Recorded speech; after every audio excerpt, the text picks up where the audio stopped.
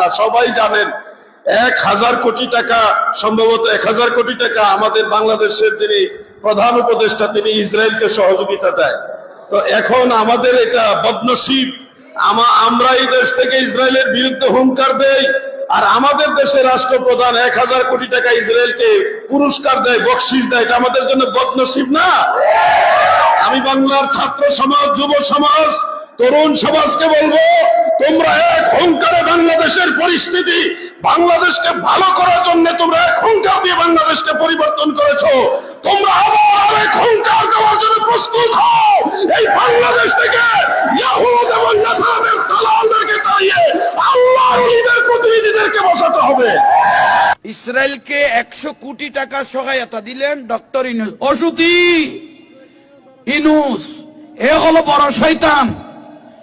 এই গ্রামীণ ব্যাংকের টাকা লইরে অনেক স্বামীর গছ ছাড়া হই দিয়ে এরকম অনেক বউ আছে, ঠিক না? এই সুতি ইউনূসকে আমি বলতেছি, আমার মনে হয় তার জন্মেরও সমস্যা আছে।